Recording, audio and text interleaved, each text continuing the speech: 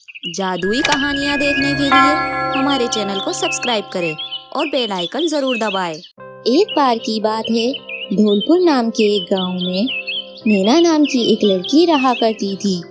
वो बहुत ही ज्यादा सुंदर थी। उसके काफी लंबे बाल थे और उसकी आंखें भी बहुत अच्छी थी। नैना को नए नए कपड़े और फैशन करने का बहुत ज्यादा शौक था। वो अपने कॉलेज में फैशन शो में भी भाग लिया करती थी और हर साल जीतती थी। पूरे गांव में नैना की ही चर्चा हुआ करती थी कि वो कितनी सुंदर है और कितनी संस्कारी भी है। नैना को खुद से बहुत ही ज्यादा प्यार था। वो खुद को हमेशा निहारती ही रहती थी। एक दिन नैना के गांव में फैशन शो आयोजित किया जाता है। नैना हर छोटे बड़े फैशन शो में भाग लिया करती थी, लेकिन इस बार उसके लिए बहुत ही बड़ा मौका आया था।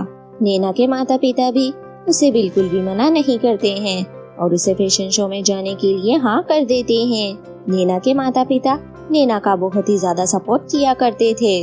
नैना को फैशन शो में जाने के बाद ये पता चला वहाँ पर अलग अलग गांव से लड़कियां भाग लेने के लिए आई है। सभी लड़कियां स्टेज पे आकर अपना अपना मॉडलिंग करने लगती है।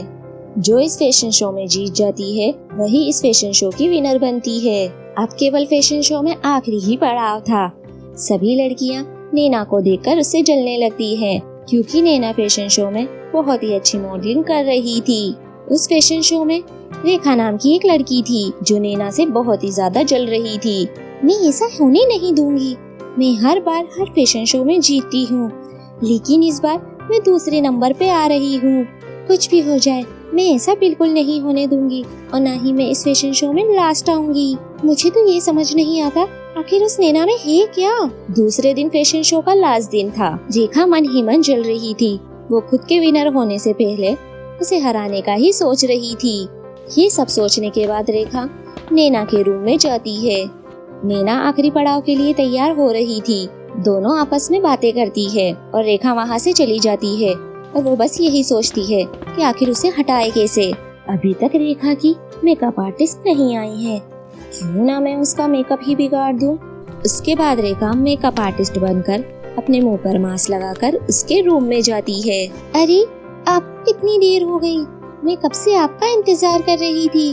अब जल्दी से मेरा मेकअप कर दीजिए, मुझे बहुत ही ज्यादा लेट हो रहा है। हाँ मैम, आप रिलैक्स कीजिए और आराम से लेट जाइए।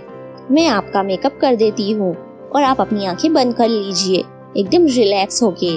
नैना अपनी आंखें बंद कर लेती है और रेखा मेकअप के नाम पर उसका चेहरा ही बिगाड़ देती है और ऐसा करने के बाद रेखा फौरन वहाँ से भाग जाती है। जैसे ही नैना अपनी आंखें खोलती है और खुद को कांच में देखती है तो वो हैरान हो जाती है। अरे ये मेरे चेहरे को क्या हुआ और वो मेकअप आर्टिस्ट कहाँ चली गई? रेखा बहुत ही ज्यादा खुश थी। वो मास्क और मेकअप आर्टिस्ट के कपड़े फेंक कर चली जाती है तैयार होने के लिए और दूसरी तरफ नैना बहुत ही ज्यादा रोने लगती है। अपने चेहरे पर मास्क लगाकर और कपड़ा बांधकर वो अपने घर वापस चली जाती है। जहाँ पर फैशन शो हो रहा था वहाँ पर अचानक से आग लग जाती है। ये बात सुनकर रेखा मन ही मन कहती है, कोई बात नहीं, अगर आज फैशन शो नहीं हुआ तो अगली बार हो जाएगा। मैं इसके लिए बिल्कुल तैयार हूँ, लेकिन जो मुझे करना था वो तो मैंने कर ही दिया। नैना अपने घर आ जाती है और अपना कमरा बंद करके जोर जोर से रोने लगती है। नैना को ऐसी हालत में देखकर उसके माता पिता को उसकी बहुत ही ज्यादा चिंता होने लगती है। सुनिए जी, पता नहीं हमारी बेटी को क्या हो गया है। न वो ठीक से बोलती है, न खाती है, न पीती है, अपना बिल्कुल भी ध्यान नहीं रखती है। बताओ जी, ऐसा कब तक चलेगा? मैं अपनी बेटी को ऐसी हालत में बिल्कुल भी नहीं देख सकती हूँ। नैना के माता पिता उसे सलाह देते हैं कि उसे ऐसे घर में बैठे नहीं रहना चाहिए, बाहर घूमना चाहिए ताकि वो सब बातों को भूल सके। नैना अपने माता पिता की बात मान लेती है और घर से बाहर निकल जाती है और जंगल में पहुंच जाती है। नैना चलते चलते जंगल के बीचों बीच पहुंच जाती है। अरे ये मैं कहाँ आ गई? मुझे तो पता भी नहीं चला। मुझे जल्दी से अपने घर चली जाना चाहिए। नैना अपने चारों तरफ देखती है, लेकिन उसे कुछ भी समझ नहीं आता है। अरे मैं कहाँ जाऊँ? मुझे तो कुछ समझ ही नहीं आ रहा। सभी रास्ते एक जैसे लग रहे हैं। थोड़ी देर बाद बहुत तेज बारिश होने लगती है और नैना खुद का बचाव करने के लिए एक पेड़ के नीचे जाके खड़ी हो जाती है और वो पेड़ के नीचे जाके रोने लगती है। मेरे को समझ नहीं आ रहा मैं यहाँ पर आई ही क्यों। मैं तो यहाँ पर आने के बाद फंस ही गई हूँ। मेरी तो जैसी किस्मत ही खराब है। मैं फैशन शो भी नहीं जीत पाई, मैं अपना सपना भी पूरा नहीं कर पाई। नैना रो ही रही थी, तभी उसे अचानक से आवाज आती है। अरे तुम रो क्यों रही हो? तुम जितनी देर चाहो यहाँ पर रुक सकती हो जब तक बारिश हो रही है। अरे ये कहाँ से आवाज आ रही है?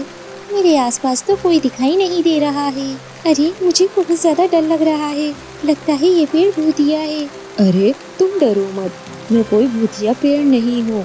न जाने लोग मुझसे क्यों डर जाते हैं, मैं तो सबकी मदद करना ही चाहता हूँ। मुझे माफ कर दो, मैं नहीं जानती थी कि आप एक अच्छे पेड़ हो। लेकिन तुम उदास क्यों हो? नैना अपनी सारी बातें उस पेड़ को बता देती है। अरे बस इतनी सी बात, मैं तुम्हारी मदद करूँगा। इतना कहने के बाद पेड़ से रोशनी निकलने लगती है।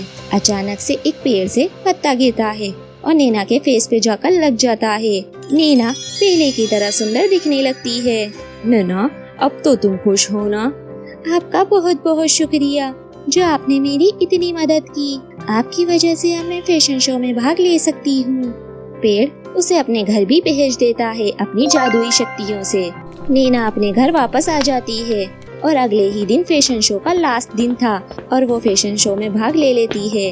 नैना की किस्मत इतनी अच्छी थी, जिस दिन उसका फेस खराब हो गया था उस दिन फैशन शो में आग लग जाती है, जिसकी वजह से फैशन शो बंद हो जाता है, कुछ दिन के लिए रुक जाता है। रेखा नैना को ऐसे देखकर बहुत ही ज्यादा जलने लगती है। अरे तुम इतनी सुंदर कैसे हो गई, वो भी इतनी जल्दी? मैंने ही तो तुम्हारा फेस खराब किया था।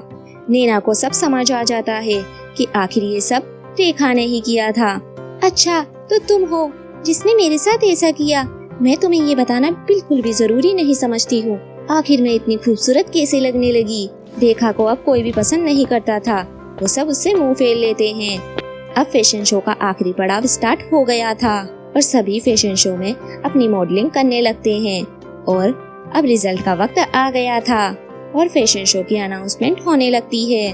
जो इस फैशन शो में जीता है उसका नाम है नैना। मैं उसे स्टेज पर बुलाना चाहती हूँ। नैना फैशन शो में जीतने के बाद बहुत ही ज्यादा खुश थी।